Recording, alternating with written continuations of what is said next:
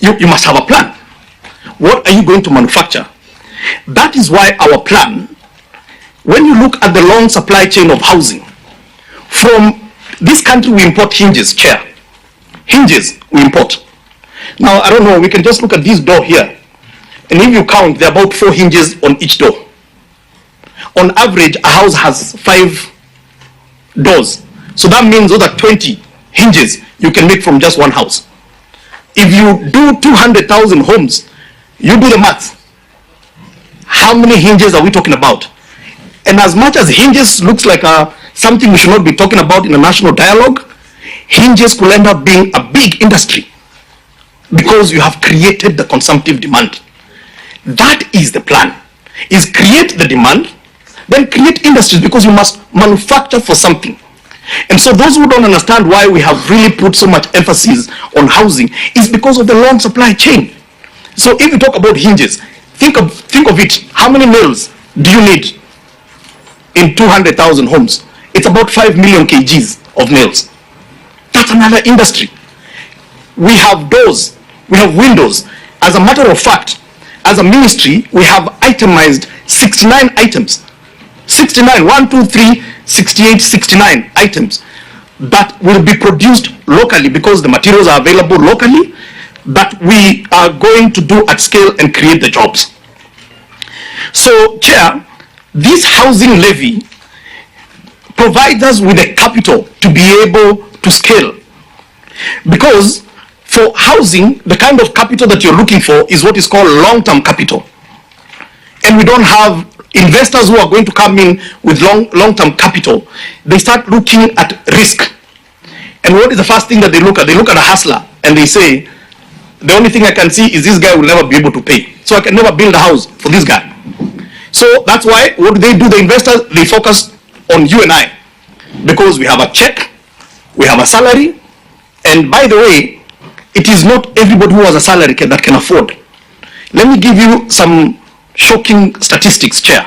And this could be dated, so we will look at the latest information. But as of 2019, Chair, 50% of all payslip carrying Kenyans earned 50,000 shillings and below.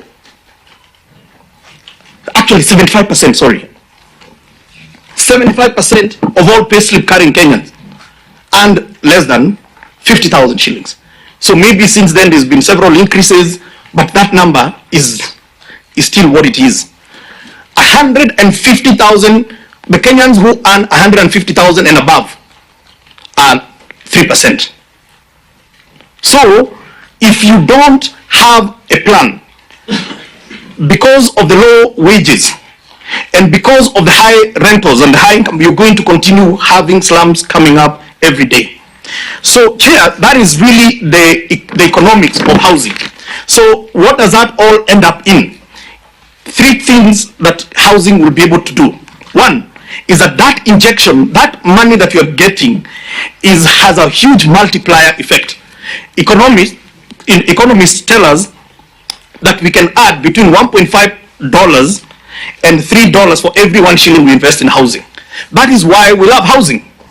If you take maybe roads or any other infrastructure, that multiplier effect is not as high. The other part is jobs that will be created. And I heard a lot of people talking about Hinga nataka tu kujenga kazi yake ni ya mjengo. You know, okay, mjengo is still kazi. But the reality is, this plan gets our manufacturing alive. And that is where the jobs are created. As a matter of fact, let me take you quickly to this slide. I'll come back. Because this really demonstrates what I'm talking about. I've just taken one product, which is cement. And let's look at the value chain of cement. Chair, I know maybe the whatevers are not very clear, but I start with the yellow tracks there. And they're not yellow because of Kwanzaa colors. But Chair, it's okay. That is now, Chair, the cement manufacturing starts in quarry. It does not start in the cement factory. It starts in the quarries. So if we are going to do 200,000 units a year, we need 18 million bags of cement. 18 million bags of cement. We produce cement in Kenya. So we will have a lot of jobs at the guys who are in quarries.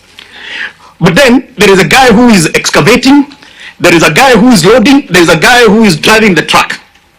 Those trucks, Chair, it's a huge economy, logistics. Those are new jobs you're going to create. Then the truck goes to the factory with the raw material.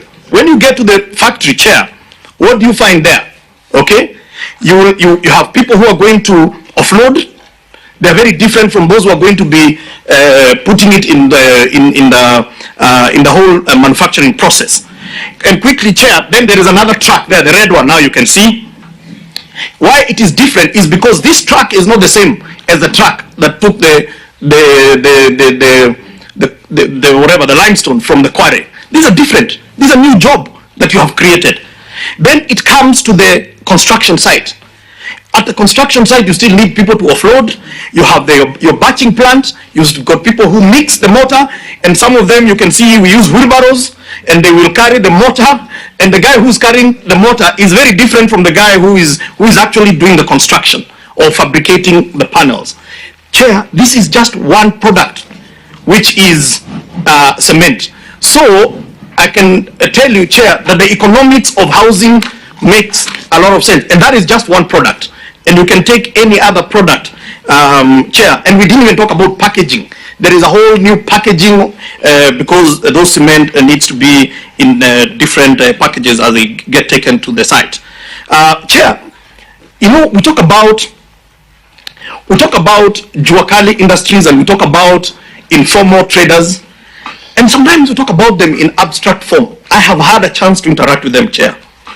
And let me tell you, these are some of the hard-working guys, but they do not get a fair share of the shake.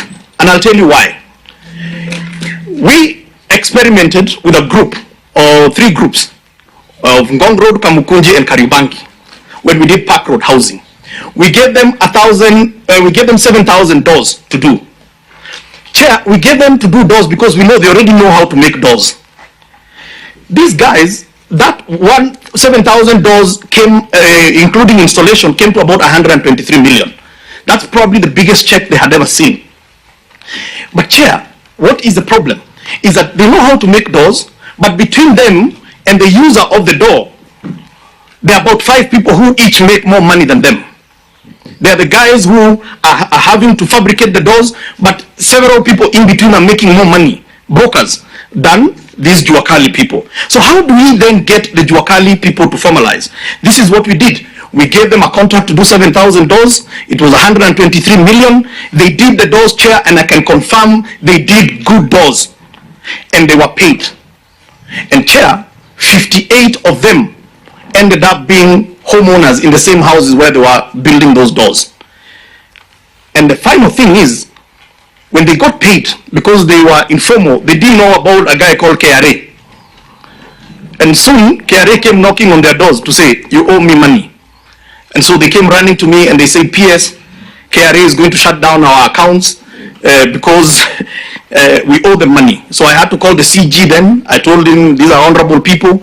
They will pay you because they're still owed a bit of money, but midwife them because now they become new taxpayers.